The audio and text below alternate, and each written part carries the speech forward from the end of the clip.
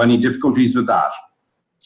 We had no difficulties. We actually found it to be a lot more productive than training as a group. So moving forward, it actually might change the shape of our training. I know at Middlesex, before I came into the bubble, we found the exact same thing. Although it being very time consuming for all the coaches and all the staff, facilitating players on an individual basis was extremely productive. So it's going to be something that we will look at in more depth when we come to our review of this period. But I know guys have enjoyed it. So when we've come together as a team, it's obviously been a bit more emphasised on doing things as a collective. To watch it?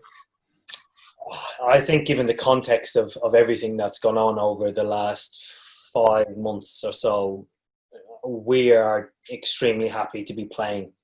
I think things are moving quite quickly outside of the bubble.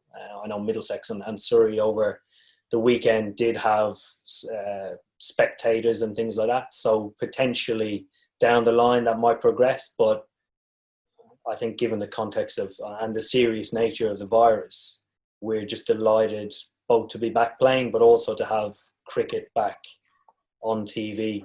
I think there's a huge and sort of monumental effort gone into everything to make it happen. So we're extremely grateful for that, and also grateful for Ireland coming over. What are your thoughts on that? Yeah, it's obviously the start of the new qualification period for the next World Cup.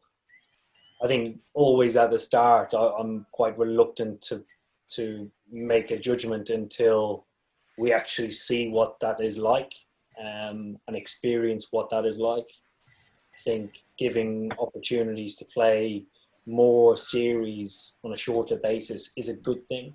I think for a long time now, I've talked about having tri-series on shorter basis because it's trying to replicate an ICC tournament. You know, you go into must-win games and there's a final stage or top of a group and then a final stage, as opposed to just purely bilateral series. But we'll see how these next few series we play go, and I think I'll have probably form a more constructive or objective opinion by then, as opposed to jumping to that.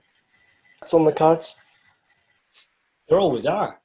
I mean, that's why we play sport. If everybody just knew the result the whole time, we wouldn't watch it, we wouldn't play it, it wouldn't be as popular.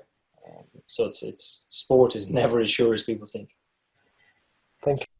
I would rather be in that position than not winning and having to fight to find a winning formula. I think winning last year has given our guys a huge amount of confidence in the process, strategy and planning by which we went through over a 4-year period. So it allows us to go into every World Cup with that strategy and forward thinking, and that contributing along the way the whole time and trying to continually get better.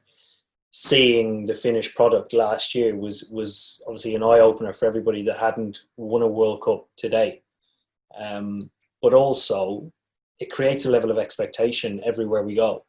And that's one that sits well with some of our guys, but for a lot of our guys, they haven't experienced that. So it's important to recognise what's expected of us moving forward, because we want to win more trophies. And for you, was it an easy decision or